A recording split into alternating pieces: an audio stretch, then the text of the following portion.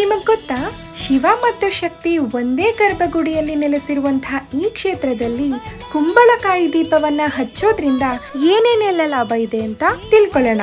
ದೇವಿ ಕ್ಷೇತ್ರಗಳಲ್ಲಿ ದೀಪವನ್ನ ಬೆಳಗೋದು ತುಂಬಾನೇ ಶ್ರೇಷ್ಠ ಅಂತ ನಂಬಲಾಗುತ್ತೆ. ಕುಂಬಳಕಾಯಿ ದೀಪಗಳಿಂದಲೇ ಕಂಗೊಳಿಸ್ತಾ ಇರೋ ಕ್ಷೇತ್ರ ಒಂದಿದೆ. ಇಲ್ಲಿ ನೀವು ಎಷ್ಟು ದೂರಕ್ಕೆ ನೋಡಿದ್ರು ಚಂದದ ದೀಪಗಳೇ ಕಾಣಿಸುತ್ತೆ. ಇಲ್ಲಿ 3 ರೂಪಾಯಿ, 11 ರೂಪಾಯಿ ಹೀಗೆ ಹರಕೆ ಕಾಣಿಕೆಯನ್ನ ತ್ರಿಶೂಲಕ್ಕೆ ಕಟ್ಟಿ ಕುಂಬಳಕಾಯಿ ದೀಪವನ್ನ ಬೆಳಗೋದ್ರಿಂದ ನಮ್ಮ ಸಂಕಲ್ಪಗಳು ಸಿದ್ಧಿಯಾಗುತ್ತೆ ಅನ್ನೋದು ಈ ಕ್ಷೇತ್ರದ ನಂಬಿಕೆ. ಅಷ್ಟೇ ಅಲ್ಲದೆ ಕುಂಬಳಕಾಯಿ ದೀಪವನ್ನ ಬೆಳಗೋದ್ರಿಂದ ಶತ್ರುಕಾಟ ಮತ್ತೆ ದೃಷ್ಟಿದೋಷದಂತಹ ಸಮಸ್ಯೆಗಳಿಗೂ ಕೂಡ ಪರಿಹಾರ ಸಿಗುತ್ತೆ.